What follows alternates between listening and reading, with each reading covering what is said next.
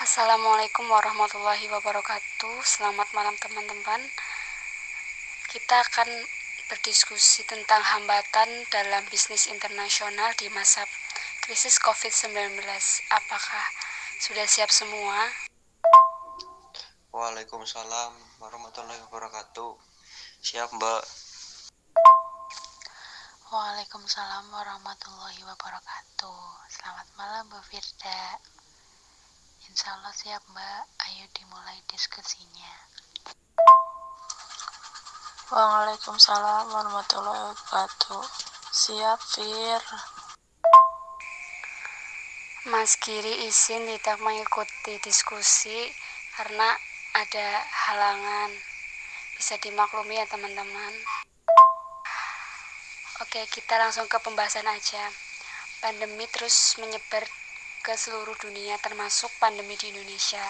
Dalam upaya menghentikan dan menanggulangi pandemi ini juga telah berdampak di disrupsi yang kuat tatanan perdagangan internasional.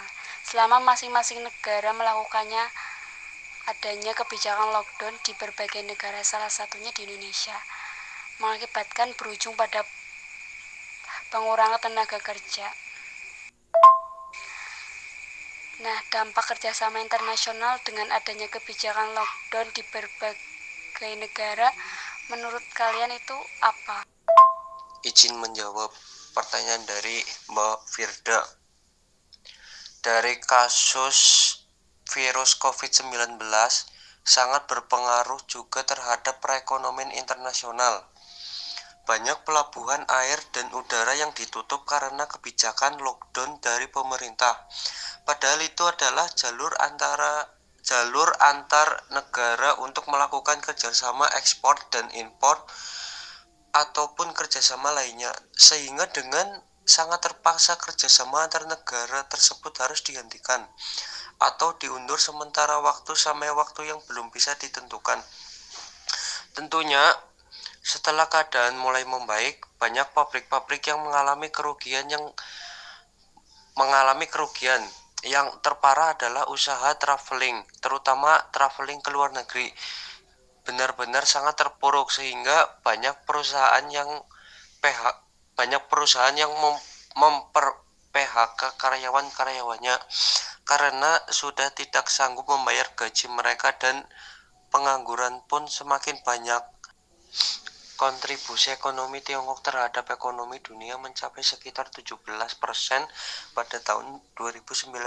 Akibat pandemi virus COVID-19 tersebut, IMF mencatat perekonomian global telah jatuh ke dalam jurang krisis setelah sekitar 95% negara-negara di dunia diproyeksi mengalami kontraksi atau menderita pertumbuhan ekonomi negatif. Selain itu, IMF mencatat pandemi virus COVID-19 juga menyebabkan kerugian perekonomian global sebesar 12 triliun dolar AS atau sekitar 168 triliun. Oke, terima kasih untuk penjelasannya Mas Adit. Kita langsung ke pembahasan yang kedua. Apakah terjadi perubahan sistem perdagangan internasional dalam pandemi COVID-19 ini?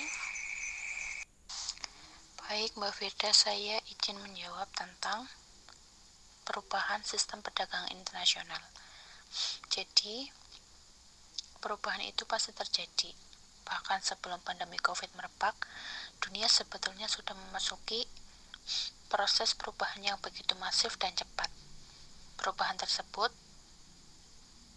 diantaranya gangguan konstan yang didorong oleh industri 4.0, komputasi awan, kecerdasan buatan, Internet of the Things, robotika, lalu hilangnya kepercayaan pada WTO dan sistem perdagangan multilateral. Kemudian tren atau perdagangan ke arah kesepakatan perdagangan bilateral dan regional yang menekankan nilai tindakan yang lebih sepihak. Itu Mbak mungkin. Ya, terima kasih untuk penjelasannya Mbak Lensi. Kita langsung ke pembahasan selanjutnya. Kita tahu bahwa dampak dari perdagangan internasional itu bukan hanya di Indonesia dan sangat berpengaruh kepada pihak terkait. Nah, apa sih dampaknya terhadap pihak terkait dalam perdagangan internasional? Negara-negara di dunia, tidak terkecuali Indonesia, perlu berkomitmen serius untuk meninggalkan kebijakan proteksionisme dan memastikan perdagangan antar negara bisa tetap berjalan.